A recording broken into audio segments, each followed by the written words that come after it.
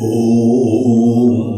सहना भवतु सहनौ भुनक्तु सह वीर्यं करवावहै तेजस्विनावधीतमस्तु मा विद्विषावहै। ओम शांति शांति शांति। 22nd श्लोक से 26th श्लोक तक, 22 से 26 तक। विग्रहेन्द्रिय प्राणदीतमा नाहमेकस तज्जडं यस सत्त्वभासिका चित्तपरेतरा सत्तया हि चित्तया ह्यहम् ईश जीवयो वेशदीभिदा सत्स्वभावतो वस्तु केवलम् वेशहानता स्वात्मदर्शनम् ईश दर्शनम् स्वात्मरूपतः आत्मसंस्थिति स्वात्मदर्शनम् आत्मनिर्द्वयात् आत्मनिष्ठता। तो इस समय हम लोग उपदेशार के अंतिम पड़ाव में पहुंच गए हैं। यहाँ पर हम लोगों को सेल्फ इंक्वायरी का, आत्मचिंतन का एक और सरल तरीका, क्रमबद्ध तरीका। प्रारंभ में तो एक काफी जेनेरिक तरीका था कि सब उपाधियों से अलग जीव भाव को ही सीधे किनारे कर दिया था। ये अहम क्या है, अहम अयम कुतो भवति, ये चीज जो है ना रमण महर्षि जी के नाम से बहुत प्रसिद्ध है। कोई भी रमण महर्षि का स्टूडेंट होगा ना, बोले आई एम फॉलोइंग रमण महर्षि। बोला क्या मतलब है भाई इसका आपका? बोलते सीधे आत्म की इंक्वायरी करो और कुछ नहीं पढ़ाई करनी है। हाउ लकी, दूसरी पढ़ाई नहीं करनी, दूसरी पढ़ाई नहीं करनी है। इस चक्कर में हम रमण महर्षि को फॉलो कर रहे हैं। और क्या होता है रमण महर्षि को? सीधे हम कौन है को हम कौन है। ये यहाँ पे ग्रंथ रमण महर्षि जी ने ही लिखा हुआ है। और इसी को हम की इंक्वायरी के लिए कि हुआ मैं, हम कौन है, ये मैं कहाँ से आता है, क्या होता है, परमार्थतः इस हमारे ही इस जीव रूपी मैं का प्रारंभ में एग्जिस्टेंस नहीं था। निश्चित रूप से हम सब जानते हैं थोड़ी दिन बाद ये नहीं रहेगा। कुछ समय के लिए दिख रहा है, इसीलिए इसके ऊपर इंक्वायरी जस्टिफाइड है। सीधे इसी के ऊपर इंक्वायरी करो। बोलते हैं कि देखिए ये गोल है, ये मीन्स नहीं है। मीन्स को यहाँ पे 22nd श्लोक में हम लोग को वो ही दिखा रहे हैं, विस्तार से दिखा रहे हैं कि आज हमने मैं की बुद्धि कहाँ कहाँ रखी हुई है। बहुत सारी चीजों में मैं की धारणा रखी हुई है। हम ये शरीर हैं, इंद्रियां हैं, प्राण है, मन है, बुद्धि है, ये सब चीजों में मैं की बुद्धि विद्यमान है। क्योंकि मैं की बुद्धि इनमें है, इसीलिए एक एक को हैंडल जरूर करना चाहिए। पंचकोश विवेक, आत्मज्ञान के लिए प्रामाणिक तरीका है। और इस 22वें श्लोक के अंदर दरअसल हमको पंचकोश विवेक दे रहे हैं। पंचकोश विवेक हमारे ही आत्मा की इंक्वायरी के लिए, आत्मा के साक्षात्कार के लिए, हम वस्तुतः क्या हैं इस चीज को जानने के लिए पंचकोश विवेक बहुत कल्याणकारी है। और यही चीज हम लोग को सब शास्त्र बताते हैं। अब कोई पढ़ना नहीं चाहता है ना, इसलिए बोलते हैं हम रमन महर्षि जी को फॉलो कर रहे हैं, और बोलता है श्लोक नंबर 100 जहां पे सीधे बताया जाता है कि अहम अयम कुतो भवति चिन्वता, ये मैं कहां से आया, विचार करो, केवल इतना ही सोचो और कोई दूसरा सोचने की जरूरत नहीं है। लगता है उन लोगों ने पूरा उपदेश सार भी नहीं पढ़ा है। उपदेश सार पूरा का पूरा वही महर्षि जी के द्वारा था, और शिव जी का आह्वान करके, शिव जी का जो है दर्शन करके, उनका ही उपदेश उन्होंने अपने तपस्वियों को क्या दिया था, ये शिव जी का ही तो उपदेश है, रमन महर्षि जी बोल रहे हैं। अर्थात पंचकोश विवेक एक बहुत ही सुंदर, प्रामाणिक, सरल तरीका है आत्मा की इंक्वायरी का। और इसमें हम लोगों को बड़ा व्यवहारिक ढंग से, बड़े प्रैक्टिकल रूप में धीमे धीमे आगे चलने को बोलते हैं। और इसमें धीमे चलना पड़ेगा, क्योंकि इतनी ज्यादा डीप रूटेड हमारी नोशंस होते हैं।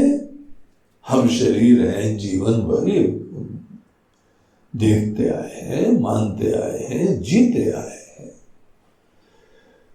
जो शरीर से जुड़ा हुआ है उन्हीं से हम उनको अपना समझते हैं। शरीर की जो लिमिटेशन है वही अपनी परिभाषा समझते हैं। ये सब दिखाता है कि देहात्म बुद्धि, हम देह हैं, ये नोशन कितना डीप रूटेड है। इसीलिए हम इन चीजों को न छुए। हमारे अंदर जो है बॉडी कॉन्शियसनेस इतनी ज्यादा है कि ये हम ही हैं बॉडी। इस विपरीत ज्ञान के रहते हुए हम कोई भी ध्यान कर ले, कोई चिंतन कर ले, वो स्थायी नहीं होने वाला है। इसीलिए पहले ये सब चीजों को जरूर हैंडल करना चाहिए। ऐसा नहीं है कि हम लोग को जो है दूसरे चिंतन नहीं करना है, जरूर करें, लेकिन ये बात को देखें कितना लॉजिकल है। अगर हमारे मन के अंदर डीप डाउन हम देह हैं ये धारणा बनी रहती है, तो थोड़ी देर किसी गुरु की कृपा से आप देख भी लेंगे ना, फिर वापस कहां खड़े होंगे आगे, जहां पे रहते हैं, देह में रहते हैं, फिर देह हम हैं, वही चलता रहेगा। तो इसीलिए तैत्तिरीय उपनिषद में हम लोगों को ये बात बताई और इसी चीज को यहां बता रहे हैं। आप धीमे धीमे शरीर के धरातल पे रह के एक यात्रा चालू करिए। आज हम ये सोच रहे हैं कि हम देह हैं, पहला पड़ाव होता है कि हम देह नहीं है, देह हमारा है। जितने हद तक आप देह को हमारा बोलने लगेंगे उतने हद तक आप मैं बोलना बंद कर देंगे। जो चीज भी हमारी होती है वो चीज हमसे अलग होती है, भले बड़ी प्यारी होती है, प्रिय होती है, लेकिन हम नहीं होते। तो ये देह हमारा है, यही सवेरे से शाम हमको देखभाल करनी है। भगवान की गिफ्ट है, बहुत ही प्यारी है, बड़ी काम की है।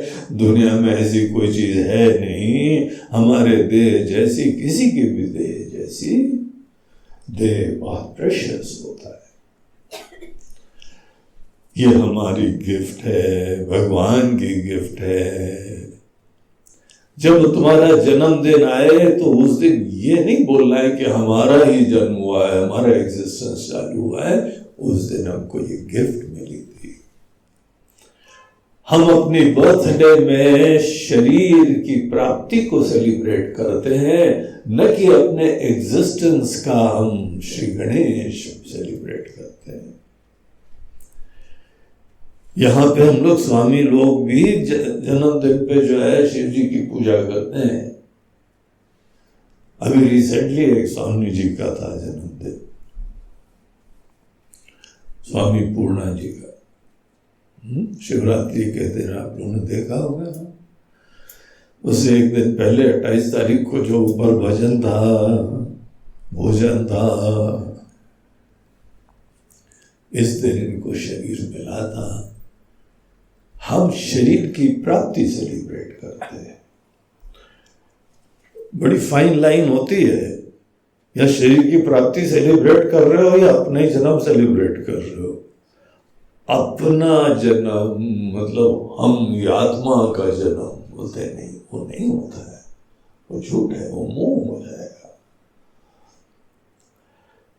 हाँ, ये शरीर की प्राप्ति के बाद जीव महाराज भी उस दिन आए थे, क्योंकि जब शरीर होएगा ना तभी जीव आता है, सर उठाता है।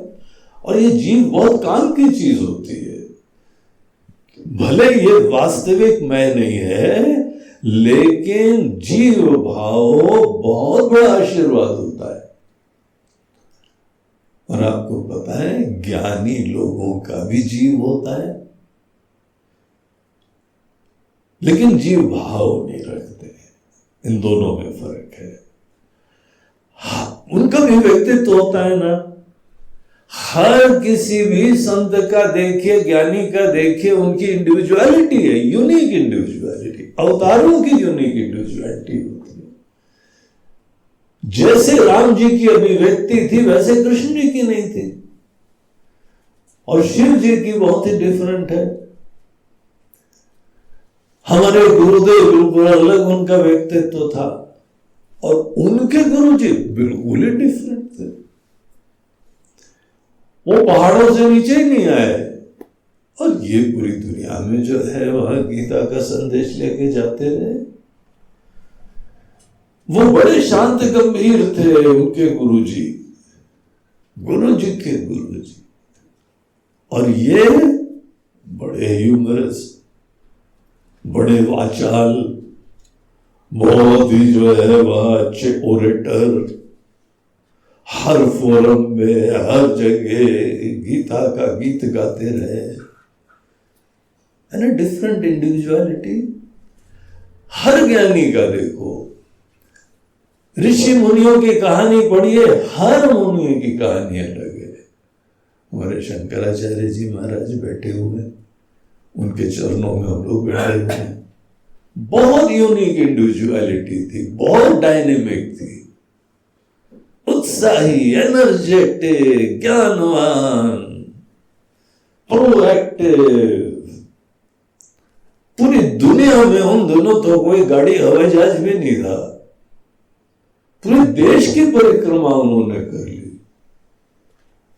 तो लगता है कि नहीं कोई सिद्धि विद्धि थी क्या महाराज जी आपके पास? एक जगह शास्त्रार्थ खत्म हुआ, एक जगह चर्चा खत्म हुई तो आंख बंद करी, पुरुष से उड़ गए, दूसरी जगह पहुंच गए।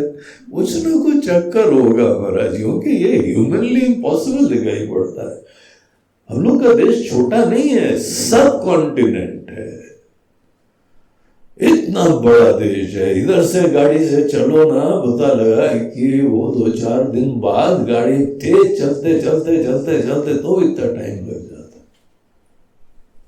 उन दिनों गाड़ी भी नहीं है, और कोई भी शंकराचार्य जी का चित्र कभी नहीं आया घोड़े पे बैठ के राणा प्रताप जा रहे हैं, वो भी नहीं, पैदल ही चलने वाले।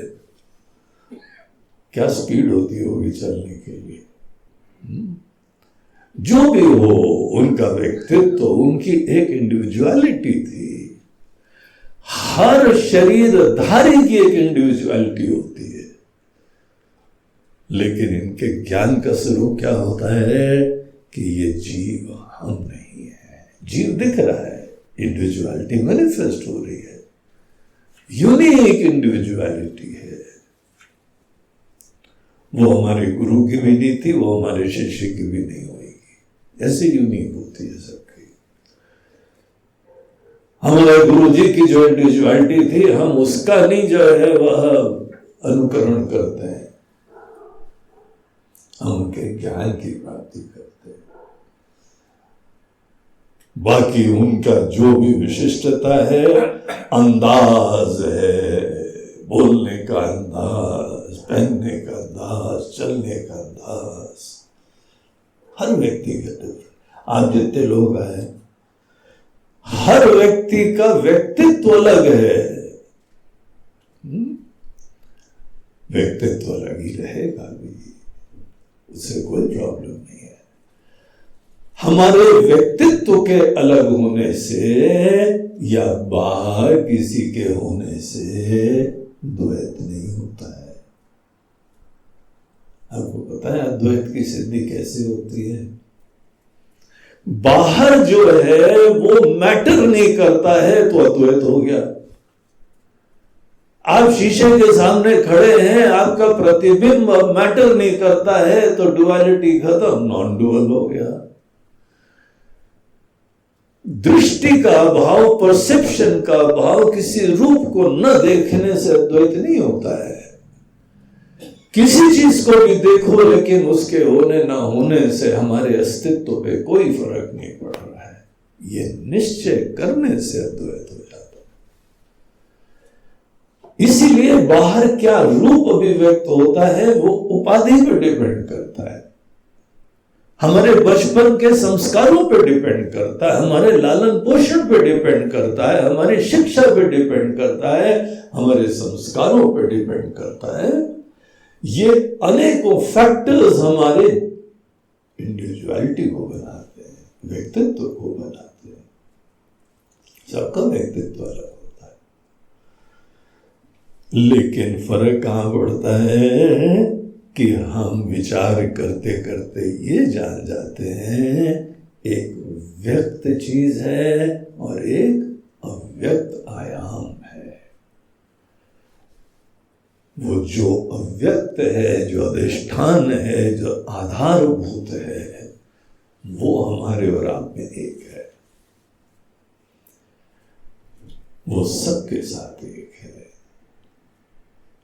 तो ये बाकी चीजें जो हैं वो डिफरेंट बनी रहती हैं। हम शरीर को भी देखें, अपने इंद्रियों को देखें, प्राण को देखें, सब चीजों को देखें, इनके रहने से हमारी सत्ता बाधित नहीं होती है। आपका शरीर बचपन का था तो भी आप थे, आपका शरीर जवानी का हो गया तो भी आप थे, आपका शरीर बड़ा हो गया,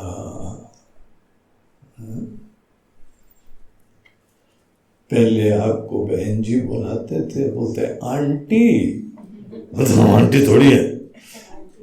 एक जगह जो है वो एक महिला बड़ी चिड़चिड़ी हो गई, आंटी मत बोलो हमको। बोला आंटी हो तुम, देखो तुम नहीं आंटी मत बोलो हमको। अब छोटे बच्चे आएंगे तो आंटी नहीं बोलेंगे, क्या बोलेंगे? दादी बुलाएं, दादी तो बिल्कुल मत बोलो। तो हम जो है शरीर चेंज होता रहता है। देखिए ध्यान दो, शरीर छोटा था, बड़ा हुआ, बढ़ाने लगा, जो सत्ता है, जो हम है, वो नहीं चेंज हो रहा है। आज जब आदमी सोच लेता है कि शरीर ही हम है तो शरीर बदलेगा तो आप भी बदल जाएंगे, लेकिन शरीर कितने रूप लेता रहता है तो भी हमारी सत्ता नहीं खत्म होती है। तो यहां रमण महर्षि जी बोलते हैं, भगवान शंकर उनके माध्यम से बोलते हैं, अहम एक सत्य, हम वो एक सत्ता है, एग्जिस्टेंस है। ये रूप, ये अभिव्यक्तियां, इस रूप में शरीर है, उस रूप में है, वो चीज जो है कोई चिंता नहीं करो। एक गिफ्ट है, काम की है, बड़ी यूनिक है, बड़ा आशीर्वाद है, लेकिन हम नहीं। नामेक सत् तज्जड़म ह्यसत्, ये सब इम्पर्मनेंट है, चेंजिंग है। जो चीज चेंजिंग है वो खुद ही बोल रही है। हर चेंज कुछ बोलता है, चेंज बोल रहा है, बगैर शब्द के बोल रहा है, that I am changing। और जब बोलता है ना कोई चीज I am changing, तो वो कुछ और भी बोल रहा है, हम असत हैं। तुमको सुनाई पड़ा हमने कुछ बोला?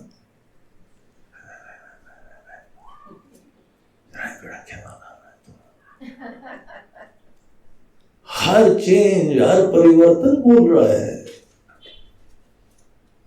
हम चेंजिंग है, therefore असत है। आगमा पाइनो अनित्या ताम स्थिति क्षस्व भारत।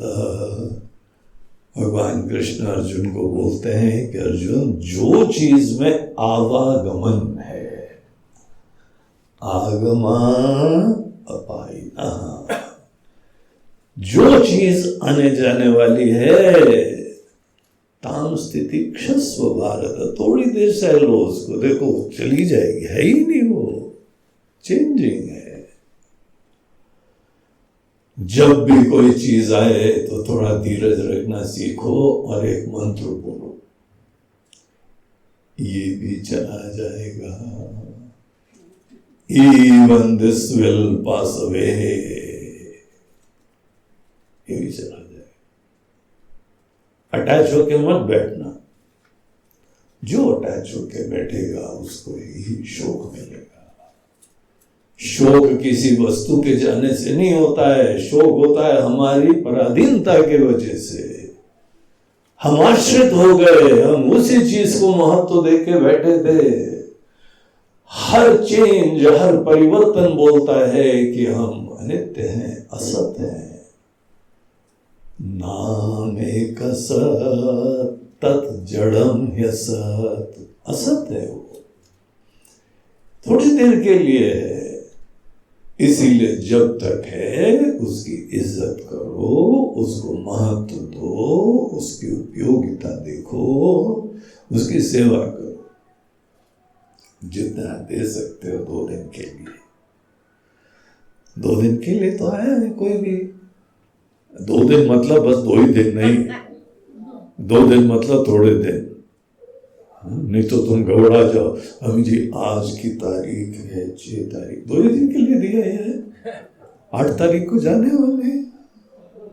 राम राम राम राम राम राम, ऐसा बोलो महाराज, 8 तारीख को तो घर पहुंचेंगे हम, तब तक ही रहेगा ये। तो नॉट लिटरली 2 दिन मतलब लिमिटेड टाइम। तो ये चीज यहां बता के सत्ता की तरफ हमारा ध्यान मोड़ के, फिर अगले श्लोक में एक प्रश्न आता है कि महाराज जी चलो ठीक है, हमने बाकी अनेक नाम रूप को बाधित कर दिया, जिन जिन रूप में ये चीजें प्रकट हैं, अनेक चीजें सामने प्रकट हैं। तो जो ये अनेक चीजें सामने दृष्टि की तरह विराजमान है,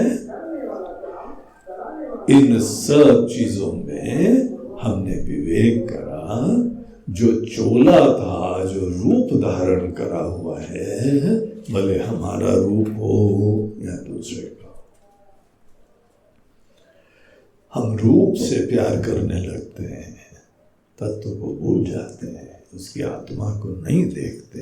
ये इंसान को दुख का कारण होता है। तो ये बोलते हैं कि यह आपने विवेक करा और विग्रह इंद्रिय प्राण धी तमा भले अपना हो या दूसरे का, अपने शरीर आदि से मैं की बुद्धि वो छोड़ना मात्र। इनको नहीं छोड़ना, इनका कोई प्रॉब्लम नहीं है, बहुत ही अच्छी चीजें हैं। लेकिन हम यही हैं तो उस दिन से डरने लगोगे, छोटे हो जाओगे, पराधीन हो जाओगे, पीड़ाएं चालू होंगी। तो ये सीक्रेट है। इन चीजों को आशीर्वाद देखो, लेकिन अपने आप को वो एग्जिस्टेंस देखो, सत्ता देखो। आंख बंद करके भी हम हैं ये कभी बाधित नहीं होता है। हम ये नहीं कह रहे कि आप सदैव सुखी हो, कई बार दुखी भी होंगे। मन है, कभी सुखी भी है, कभी दुखी है, कभी शांत है, कभी अशांत है। लेकिन ये सुखी मन और दुखी मन में आपको एक चीज देखनी है कि कुछ कॉमन है जो कभी बाधित नहीं हो रहा है, और वो ये है कि सुखी है,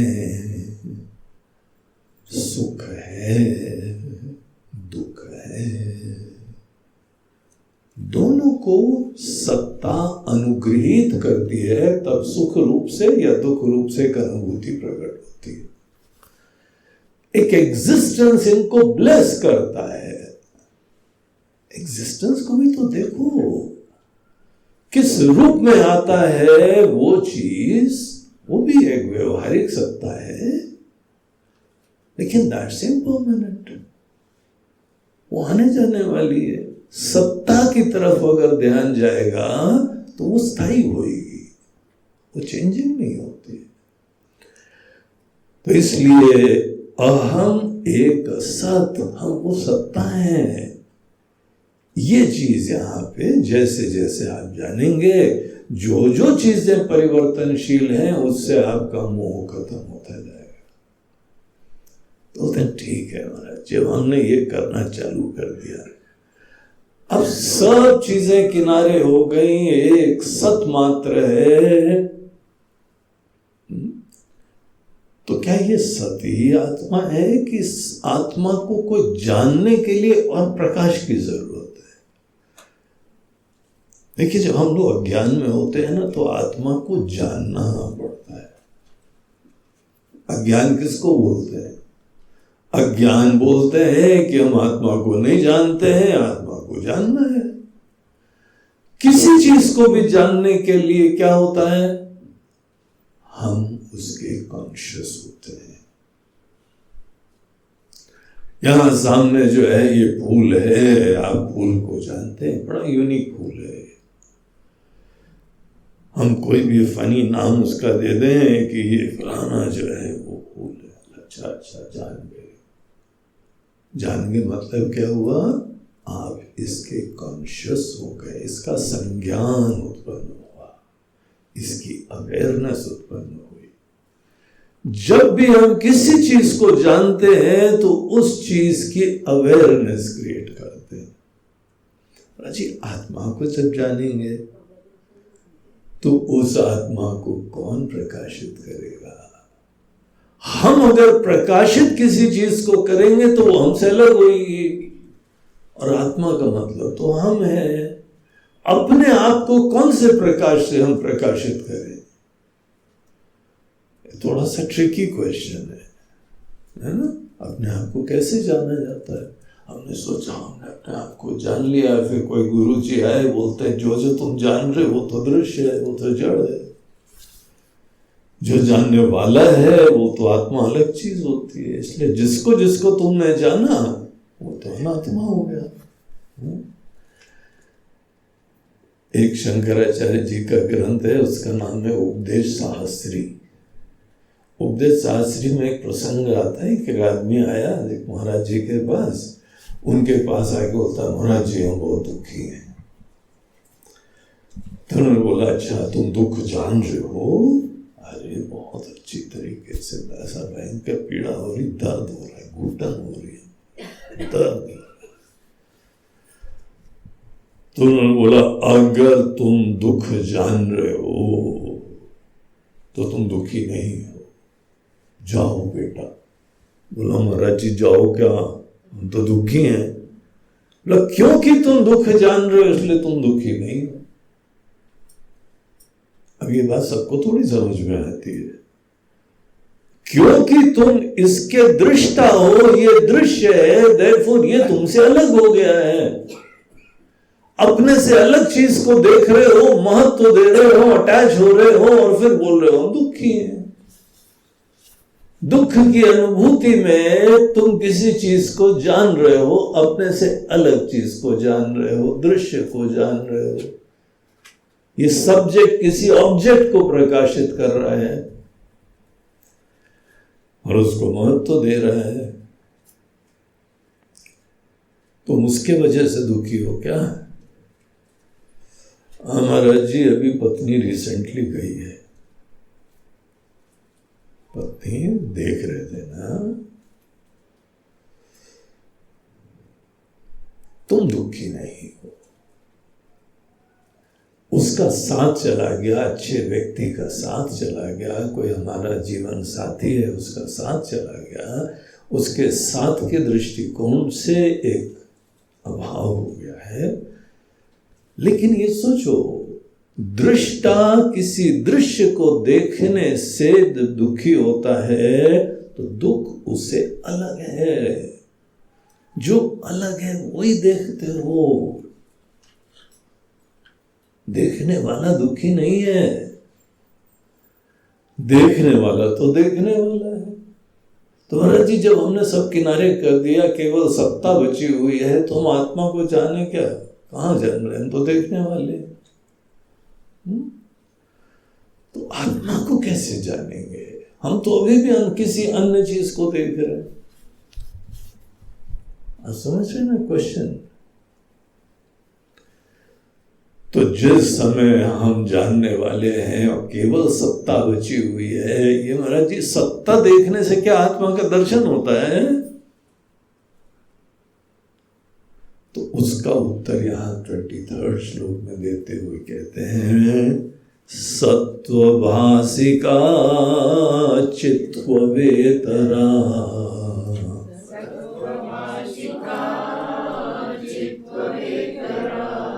सत्तया हि चित्तया ह्यहम्।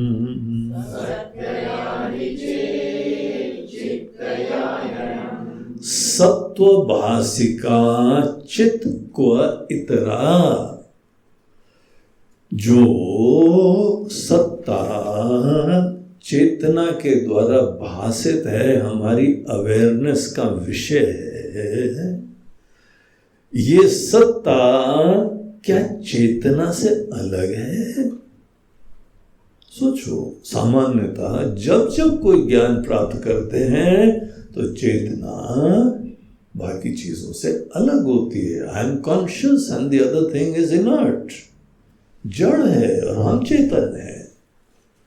हर अनुभूति में दृष्टा चेतन होता है, दृश्य जड़ होता है। आंख बंद करके भी आप अनेक विचारों को देखिए, आपके विचार जड़ होते हैं और साक्षी चेतन होता है कि नहीं? तो बोलते हैं अभी आपने बाकी सब बाधित कर दिया, केवल सत बचा हुआ है। तो यहां पे ये प्रश्न उठाते हैं, सत्वभासिका चित्त को इतरा, क्या कुछ अलग होता है? जब आप प्योर एग्जिस्टेंस तक पहुंचते हैं, केवल सत्ता मात्र। हम देखिए, हर आदमी अपना कुछ ना कुछ परिचय रखता है ना। इस समय हम हैं कोई शिक्षक, हम गुरु जी, आप जो है शिष्य हैं, पढ़ रहे हैं। हम जिस समय अपने माता पिता के सामने खड़े होंगे, हम उनकी संतान हैं, वो हमारे माता पिता हैं। हम किसी और के सामने खड़े होंगे तो भाई हैं, किसी के सामने खड़े होंगे तो दादा हैं, कहीं चाचा हैं, कहीं नाना हैं, कहीं बाबा हैं, कहीं क्या क्या है, भिन्न भिन्न नाम है। और हमारे हर रोल दूसरे के द्वारा डिफाइंड होते हैं। किसके सामने खड़े हैं उसके हिसाब से हमारे रोल होते हैं। हम अपने गुरु जी के सामने खड़े हों तो हम शिष्य हो गए, शिष्य के सामने खड़े हो तो गुरुजी हो गए। बोलते गुरु जी आप बड़े कंफ्यूजिंग है, कभी एक गुरु भी है कभी शिष्य भी है, आप ओरिजिनली क्या है? ओरिजिनली कौन खड़ा है उसके हिसाब से हम अपना परिभाषा देते हैं। भाई आप किसी की पुत्री हैं और किसी की माता है, पुत्री भी है माता भी है, बोले हम दोनों हैं, दोनों उल्टे उल्टे हैं। आप गुरु भी है शिष्य भी है, अरे बहुत कुछ है, बड़ी खास चीज है। सोचो आप पिता भी हैं, आप पुत्र भी हैं, आप पुत्री भी हैं, आप माता भी हैं। अरे माता ही नहीं दादी भी है, नानी भी है, आंटी भी है, भले सुन के अच्छा न लगे मगर है। भले कितने बाल जो है तुमने सफेद करे हुए हैं और सब बच्चे लोग पकड़ लेते हैं, आंटी है ना। किसके सामने खड़े होते हो उससे नाम बदलते जाते हैं, लेकिन इन सब चीजों में कहीं पे गुरु है, कहीं शिष्य है, कहीं पुत्र है, कहीं पुत्री है, कहीं पिता है, कहीं माता है। ये सब रोलों में हर रोल आते जाते रहते हैं, लेकिन एक चीज नहीं जा रही है, हम हैं। हम सब रोज किनारे कर दें तो हमारे अंदर क्या अनुभूति होती है? केवल एक ही अनुभूति होती है, हम हैं। ये नहीं बाधित होता है। और जब पुत्र बनते हैं तो गहराई में तो भी हैं, शिष्य बनते हैं तो भी हम अंदर हैं, गुरु बनते हैं तो वो भी हैं। देखिए है, हमारा अस्तित्व वो निगेट नहीं होता है, हमारी अभिव्यक्तियां चेंज होती जाती हैं। और यहां पर हम लोगों को यही विवेक दिया जा रहा है कि एक गहराई में सत्ता है और उसकी अनेकानेक अभिव्यक्तियां हैं। अभिव्यक्तियां परिवर्तनशील है और हम अनजाने में अभिव्यक्तियों के साथ आइडेंटिफाई करते हैं। तो आप उनसे अपना आइडेंटिफिकेशन छोड़ के अपना परिचय, मैं, हम हैं, सत्ता है हम, अहम एक असत, हम सत्ता है, इस चीज को जानो, यह हमारा परिचय है। लेकिन यहां बोलते हैं कि ये देखो, ये जो तुम्हारी सत्ता है ना, जब जड़ चीजों को जानोगे तो जानने वाला जानने वाली वस्तु से अलग होता है। जानने वाला चेतन होता है, वो जड़ होती है। एनीथिंग विच यू नो वो इनर्ट होता है, चेंजिंग होता है, और जानने वाला चेतन होता है। लेकिन जब आप यही चिंतन करते करते प्योर सत्ता तक पहुंचते हैं, केवल है, कोई दूसरा रूप नहीं है, केवल सत्ता है, ऐसे लोगों से एक प्रश्न पूछा जाता है कि क्या सत्ता चेतना से अलग होती है? अपने आप से प्रश्न पूछो।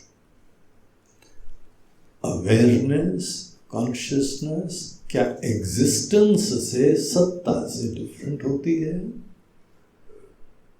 तो वो उत्तर देते हुए कहते हैं, सत्तया ही चेत् चित्तया है हम। सत्ता स्वप्रकाश है। देखिए चेतना का, कॉन्शियसनेस का क्या लक्षण होता है? जो स्वप्रकाश होता है उसको चेतना बोलते हैं। कहीं पर भी कॉन्शियसनेस, चेतना, चित्त, इसका लक्षण, इसकी परिभाषा जब दी जाती है तो यहां बोला जाता है कि वो स्वप्रकाश है। स्वप्रकाश उसको बोलते हैं जिस चीज को जानने के लिए किसी अन्य प्रकाश की अपेक्षा नहीं होती है। मैं बोला देखो भाई सूरज निकल आया है कि नहीं निकल आया, और टॉर्च लेके जाना, चेक तो कर लेना सही में सूरज निकला कि नहीं निकला। बोला स्वामी जी टॉर्च से सूरज निकला उसमें टॉर्च क्या लेके जाए। हाँ, आप कमरे में कोई जो है चाबी वाबी मोबाइल और फोन वहां भूल के आए हैं तो वो अंधेरे में देखना है तो वहां टॉर्च ले जानी पड़ेगी, लेकिन सूरज निकल आया है उसमें हमको टॉर्च की नहीं जरूरत पड़ती। बोले क्यों?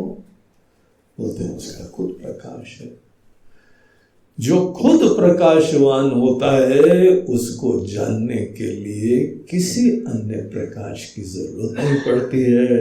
जो भी ऐसी वस्तु होती है जिसको जानने के लिए प्रकाश की जरूरत नहीं है, ऐसी चीज को स्वप्रकाश कहते हैं, उसी को चित्त कहते हैं, अवेयरनेस कहते हैं।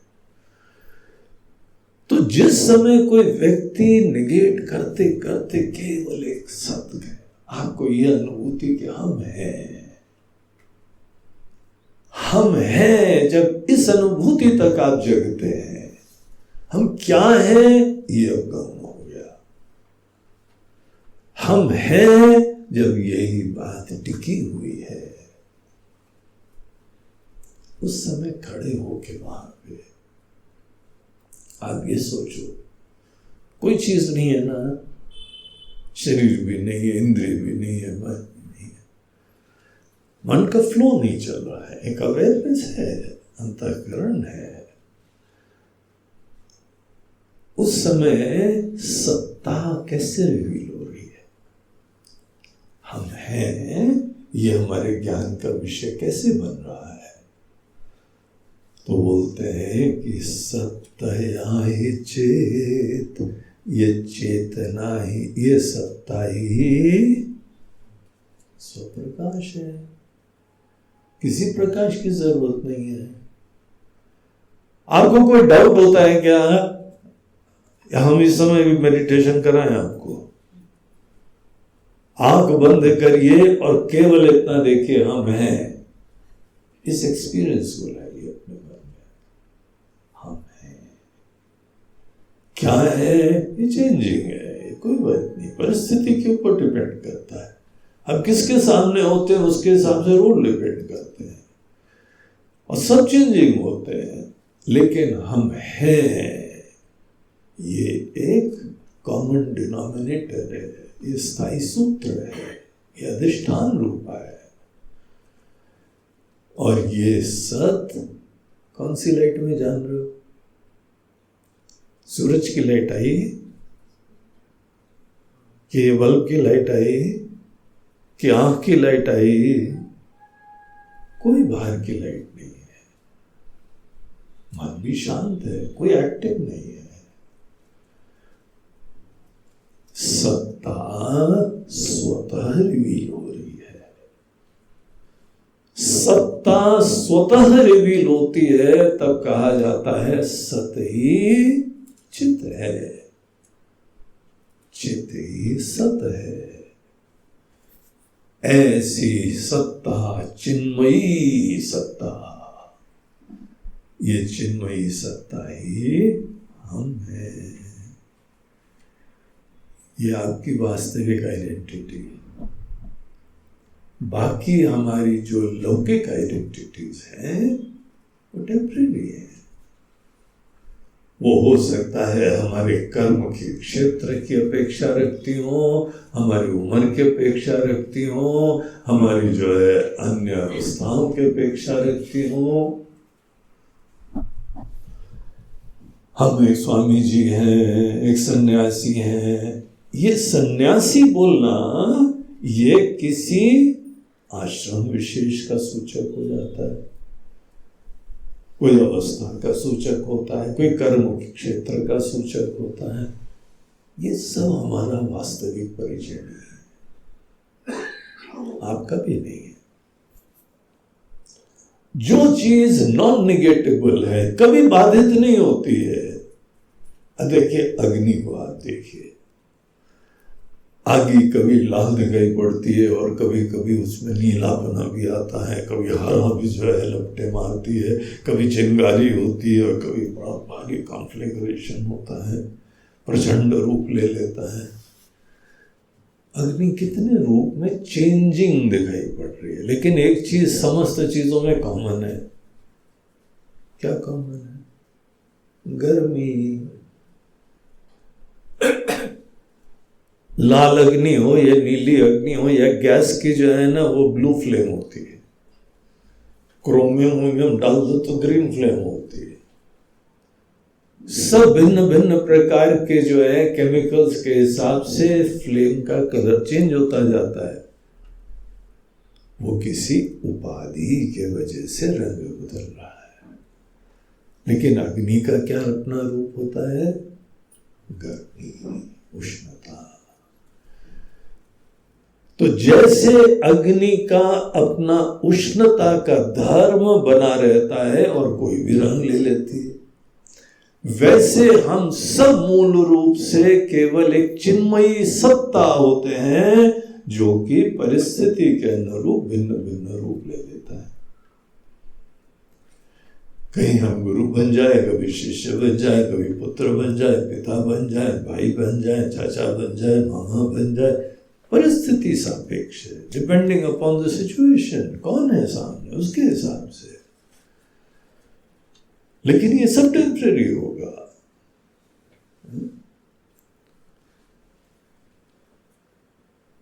एक लड़का, एक आदमी जो है वो वेदांत पढ़ लिया, उसने थोड़ा प्रवचन सुना और उसके उपरांत वो उसका लड़का भी बैठा हुआ था वहां प्रवचन में। बोला चलो बेटा तुम भी सुनो। सुना उसने। घर आया तो बच्चे ने कुछ जो है बदमाशी करी, नालायकी करी, तो पिताजी ने डांट लगे। बोला यार जरा तमीज से बात करो, शिष्टाचार रखो। तुमको बात करने के भी शिष्टाचार भी नहीं है, ऐसे गुस्सा करते हैं कोई, इस तरह से चीखते चिल्लाते हैं। अरे हम तुम्हारे बाप हैं भाई, हमने तुमको बनाया है, हमारे साथ तो कम से कम शिष्टाचार रखो। तो लड़का बोलता है पिताजी जरा नीचे आवाज से बात करिए, अब बड़ी हवा है इसकी। अरे क्यों? बोलते हैं हमने आपको बनाया। तुमने हमको बनाया? बोलते प्रवचन में सुना नहीं आपने? जब पुत्र आता है तब आप पिता बनते, उससे पहले आप पिता कहां थे? किसने पिता बनाया आपको? हमने बनाया ना। इसीलिए जरा नीचे आवाज से बात करिए। अब पिताजी की बोलती बंद। अब ये क्वेश्चन आ गया कि हम इसके पिता हैं, हम बनाने वाले कि वो हमको बनाने वाला है। इनफैक्ट अन्योन्य आश्रित होता है, हम उसको बनाते हैं, वो हमको बनाता है, और दोनों बेवकूफ बनते हैं। वस्तुतः हम जो है केवल एक चिन्मयी सत्ता है, हम भी वही हैं, वो भी ना। वो जानता है ना हम जान रहे हैं। अगर नहीं जान रहे तो कंफ्यूजन होता है। तो ये सत्ता ही चित है, चित ही सत है। अब इसी चीज को देखिए और आगे बताते हुए कहते हैं, बोलते हैं महाराज जी आपने हमको ये सत्ता को इतना जल्दी ब्रह्म बना दिया, हम कहाँ और ईश्वर कहाँ? महाराज जी आप हमको ब्रह्म बोल रहे हैं? प्रॉमिस बाय गॉड हमने दुनिया नहीं बनाई है। ये पहाड़, ये सूरज, ये चांद, ये सितारे हमने नहीं बनाए हैं। आप कितना भी हमको बोल दीजिए तुम ब्रह्म हो, तुम ब्रह्म हो, हमको सब ब्रह्म नहीं भ्रम दिखाई पड़ता। भ्रम ये सब भ्रम है, ब्रह्म नहीं है। तो ईश्वर राम कहाँ राजा भोज, कहाँ गंगू तेली। हम सत्ता वत्ता भले हो, लेकिन हम ईश्वर से कैसे हो सकते हैं? तो अगले श्लोक में बताते हैं कि ईश्वर के साथ एकता जीव की कैसे होती है, उसका क्या मीनिंग होता है। ईश जीवयो वेशधि भिदा,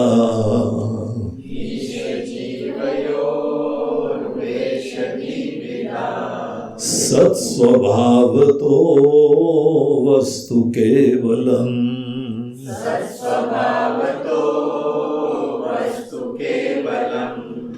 वेशानत स्वात्मदर्शनम,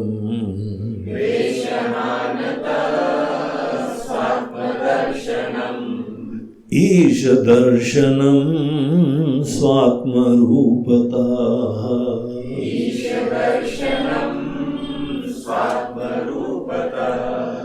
बोलते हैं देखो, ईश्वर का जो पॉइंट होता है ना, ये टॉपिक होता है, ये बहुत अच्छी तरह समझने योग्य होता है। हम ईश्वर की पूजा करते हैं, पूरी दुनिया के मालिक होते हैं, दुनिया को बनाने वाले होते हैं, ऐसे ईश्वर होते हैं। बगैर बनाने वाले, बगैर किसी कारण के कोई कार्य उत्पन्न होता है क्या? बगैर सृष्टा के कभी कोई सृष्टि उत्पन्न होती है क्या? एक छोटा घर बनाने के लिए नाक रगड़नी पड़ती है, बनाने वाला होता है तभी तो कोई चीज बनती है। यहां पूरी दुनिया, पूरा ब्रह्मांड, पूरा कॉस्मोस बना हुआ है। हम जानते हो या नहीं जानते हो, देखा हो या नहीं देखा हो, लेकिन कॉमन सेंस है कि कोई निश्चित रूप से इंटेलिजेंस है जिसने बनाया है। ये इतना ब्यूटीफुल, कितना ऑर्डरली है। यही परमात्मा के, ईश्वर के एग्जिस्टेंस का सबसे बड़ा प्रमाण है जगत। हमारा होना, इतने कॉम्प्लेक्स एंटिटी का होना, ईश्वर के एग्जिस्टेंस का प्रूफ है। हमारे ही नहीं, तुम्हारा भी, तुम्हारा होना, हमारा होना, दुनिया का होना एक क्रिएटर के एग्जिस्टेंस का प्रूफ है कि नहीं है? तो उसको ईश्वर बोलते हैं। और ऐसे ईश्वर जो सर्वज्ञ सर्वशक्तिमान है, इतना ज्ञान है, इतनी शक्ति है। हमको तो सुन के पहली बार बड़ा शॉकिंग लगा। बोला क्या भगवान एटम को भी जानते होंगे क्या? भगवान मॉलिक्यूल को भी जानते होंगे, इलेक्ट्रॉन, प्रोटॉन, न्यूट्रॉन सब भगवान जानते होंगे क्या? मतलब बनाया किसने बताओ? उन्होंने बनाया ना, ऑब्वियसली जानते होंगे। जब जिसका क्रिएशन होता है, जो जिसको बनाने वाला होता है, जानेगा नहीं क्या? मोबाइल जिसने बनाया है, क्या मोबाइल की इंट्रिकेसीज नहीं जानेगा? कोई सॉफ्टवेयर हमारे जो है वह कंप्यूटर में है, सॉफ्टवेयर बनाने वाले कैसे बनाते हैं, कितना कॉम्प्लेक्स सा होता है, लेकिन डेफिनेटली जानते हैं, तभी तो बनाया है। ईश्वर ने अगर दुनिया बनाई है तो ईश्वर दुनिया के कण कण, रग रग को जानते होंगे। इसीलिए ईश्वर को बोलते हैं सर्वज्ञ, सर्वशक्तिमान। तो डेफिनेटली ईश्वर ऐसे होते हैं। और जब हमको वेदांतों में कहा जाता है कि तुम भगवान से एक हो गए, तो जरा हम्बली देखना इस चीज को। ये नहीं कहा जा रहा है कि तुमने जो सूरज चांद सितारे बनाए। रुचि जो है वो ग्रहण होने वाला है, सोलर इक्लिप्स होने वाली है अगर किसी दिन, तो कोई किसी ब्रह्म ज्ञानी के पास गया, बोला जी आप ही लोगों ने बनाई है, ईश्वर ने बनाई है ना, तो आप जरा इक्लिप्स रोक दीजिए। काफी आजकल जो है वह बाढ़ का प्रॉब्लम हो रहा है, आप ही ने दुनिया बनाई है तो बाढ़ रोक दीजिए। कहीं पे जो है वह वो पूरा अर्थक्वेक आ गया है, सुनामी आ गई है, हाथ यूं कर दीजिए, रुक जाओ। क्या ऐसे ईश्वर ऐसे हम एक होते हैं क्या भगवान से? नो चांस, भूल जाओ। इस तरह के फैंसीफुल आइडिया हैं, रोमांटिक आइडिया हैं, तो ऐसे ईश्वर बनने वाले हो। महाराज जी आप बोल दीजिए, मनोकामना पूर्ण हो जाएगी, आप बोल दीजिए। गुरु जी आप बोल दीजिए, हम पास हो जाएंगे। ठीक से एग्जाम करेंगे, नहीं तुमने दिए हैं, नहीं खराब हो गए, तो हम कैसे बोल रहे भाई? नहीं आपके कहा तो दुनिया बनाने वाले हैं, सूरज चांद सितारे बनाने वाले हैं, आप तो भगवान से एक हैं, तो आप बोल दीजिए तो पास हो जाएंगे। कुछ ना कुछ चमत्कार हो जाएगा, वो हो जाएगा। तो बोलते नहीं, ऐसा नहीं होता है। ईश्वर से एकता का मीनिंग कुछ डिफरेंट है। ईश्वर से एकता तो होती है, लेकिन वो मीनिंग नहीं है जो तुम समझ रहे हो। फिर कौन सी मीनिंग है, कैसे एक होते हैं? तो वो यहां समझाते हैं 24वें और 25वें श्लोक में। ईश जीवयो वेशधि विदा। ईश्वर और जीव में उपाधियों का डिफरेंस होता है, वेश का डिफरेंस होता है। जो चोला पहनते हैं वो चोला ईश्वर और जीव में डिफरेंट होता है। जिस कुर्सी पे बैठते हैं उसकी शक्ति सामर्थ्य डिफरेंट होता है। राजा भी कुर्सी पे बैठता है और प्रजा वाले भी कुर्सी पे बैठते हैं, लेकिन राजा की कुर्सी कितनी समर्थ शक्तिशाली होती है। कुर्सी में शक्ति तो देखो, और बाकी की बिल्कुल सामान्य होती है। उसी तरीके से जो ईश्वर ने चोला धारण करा है, ईश्वर भी चोला धारण करते हैं। राम जी आते हैं तो एक चोला पहन के आते हैं, शिव जी आते हैं दूसरा चोला पहन के आते हैं। इन लोगों के चोले होते हैं, इनका वार्डरोब है, अलग अलग चोले हैं इनके पास। शिव रूप में आ गए, कृष्ण रूप में आ गए, हनुमान जी के रूप में आ गए, सबके अलग अलग चोले।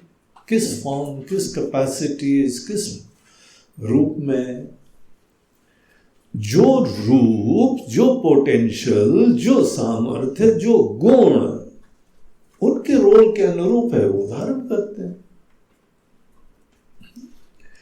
माता जी देखो कभी जो है कितने सौम्य रूप में आती है, कभी विकराल रूप में आती है, डिपेंडिंग ऑन द सिचुएशन। तो इन लोगों के वेश अलग हैं, चोला अलग है। आजकल की भाषा में कह लो वार्डरोब है, अनेकों प्रकार के इनके पास कपड़े हैं। ईश जीवयो वेशधि, वेश, वेश मतलब उनके कपड़े, चोला, उपाधि जो धारण करते हैं, उपाधियां होती हैं। तो जो रूप धारण करते हैं, जो चोला धारण करते हैं, ईश्वर भी एक चोला धारण करके ईश्वर बनते हैं। जीव दूसरा चोला धारण करके जीव बनता है। ईश्वर और जीव दोनों एक विशेष प्रकार का चोला पहन के ईश्वरत्व और जीवत्व को प्राप्त होते हैं। कौन सा चोला पहनते हैं? एक पहनते हैं सर्वज्ञ, सर्वशक्तिमान, सर्व ऐश्वर्य संपन्न, सर्व गुण संपन्न, करुणामय। ईश्वर की ऐसी उपाधि होती है।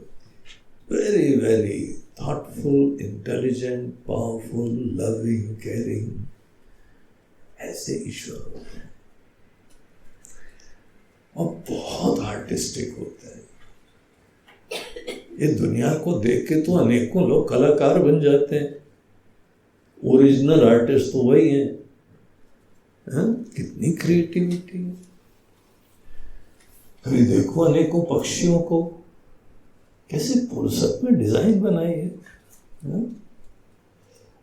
अभी हम उधर लास्ट हफ्ता 10 दिन पहले ही हम वॉक करने लेक है पास में गए थे, तो एक डक दिखाई पड़ी, उसका नाम था गार्गिनी। आँख के ऊपर ऐसी पट्टी इतनी बढ़िया डिजाइन थी, जैसे ब्रश लेके उनके आँख पेंट करी हुई है, पीछे यूं सीधी सीधी लाइन लाइन।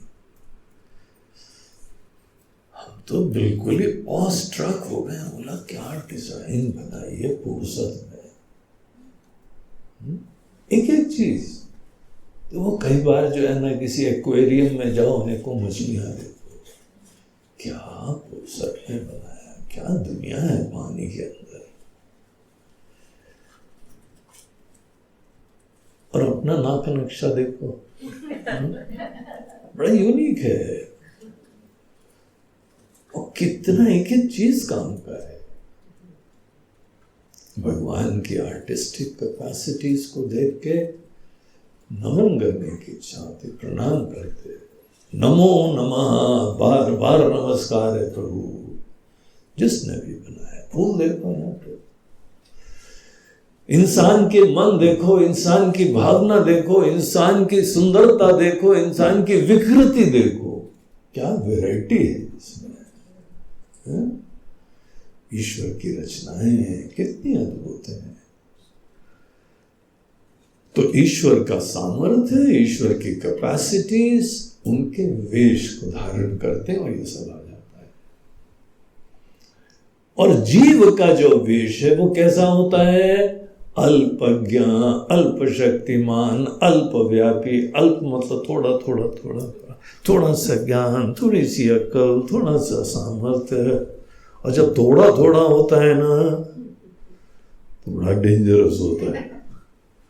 एक कहावत ही है, नीम हकीम खतरे जान। जिसको थोड़ा थोड़ा ज्ञान है ना, उससे इलाज मत करवाना। और तुम्ही को गिनी पिग बना के सब एक्सपेरिमेंट करता है, बाद में बोला हमने तो आई ट्राइड माय बेस्ट, गए काम से। जीव को ये नहीं पता है कि हम कौन है, जीव को ये नहीं पता है हम आए कहां से हैं, जीव को ये नहीं पता है दुनिया कैसे बनी है, जीव को ये नहीं पता है सुख कैसे होता है, ये नहीं पता है दुख कैसे होता है, ये नहीं पता है कि कल क्या होने वाला है। कुछ भी तो नहीं ठीक से पता है, सभी अधूरा ज्ञान। ये भी छोला होता है, ये भी उपाधि होती है, लिमिटेशंस की उपाधि होती है। तो ईश्वर का वेश कैसा है? सर्वज्ञ, सर्वशक्तिमान, सर्व ऐश्वर्य संपन्न, सर्वगुण संपन्न, करुणा निधान आदि आदि ऐसी शक्ति है दुनिया में। देखो आंख खोल के, तुमको भी उन्होंने बनाया है। इतनी अद्भुत सुंदर मूर्ति बनाई है, दुनिया की चीजें बनाई है। और दूसरी तरफ से जीव, छोटे मियाँ, ये छोटे मियाँ वो बड़े मियाँ। अब ये छोटे मियाँ बड़े मियाँ, इन दोनों की एकता कोई बता रहा है। वो तो महान मियाँ उनकी तो क्या कहने। बोलते हैं एकता होएगी कैसे? शर्म करो, भगवान वंदना योग्य है, पूजा योग्य है, भजन योग्य है, स्तुति योग्य है, एकता कैसे होती है? बोलते हैं जरा ध्यान से सुनना, हमने भी क्या बोला है। ईश्वर ने वो चोला पहना है, तुमने ये चोला पहना है, क्या मीनिंग है इसका? चोला पहनने से पहले हमारा ओरिजिनल रूप, नग्न रूप, जब चोला नहीं पहना था, कुछ ना कुछ था ना। जब इंसान का चोला, जब किसी जानवर का चोला या ईश्वर का चोला, चोला जब नहीं पहना था तो कुछ हम लोग थे, ओरिजिनल रूप था। फिर चोला पहन लिया। और चोला पहनते ही उनका साफा आ गया, उनका मोर मुकुट आ गया, और अनेकों मालाएं आ गई, अनेकों ऐश्वर्य आ गए, और साथ साथ उसके कुर्सी भी आ गई। वो पूरा कोहिनूर वाला जो है ना थ्रोन आ गया, सब आ गया। ऐसा जो है ये उपाधि के साथ सब प्राप्त हुआ। अभी चारों तरफ यूपी में इलेक्शन चल रहा है ना, सब कुर्सी की प्राप्ति के लिए एड़ी चोटी का बल लगा रहे, क्योंकि जहां मिला उसके साथ और क्या क्या मिलता है कुर्सी के साथ। तो ईश्वर की जो उपाधि है, जो चोला पहना उन्होंने, जब चोला नहीं पहना था ना तो उनको ईश्वर नहीं कहते थे। और तुमने भी ये छोटा सा चोला नहीं पहना था तो तुमको जीव भी नहीं कहते थे। तुम्हारी एक ओरिजिनल अवस्था है और एक चोला पहनने के बाद है। चोला पहनने के बाद जीव और ईश्वर बहुत ही डिफरेंट होते हैं। एक राजा भोज है और एक अंगूठेली है, छोटा सा बेचारा गरीब इंसान, अज्ञान के अंदर भटक रहा, ठोकरें खा रहा है।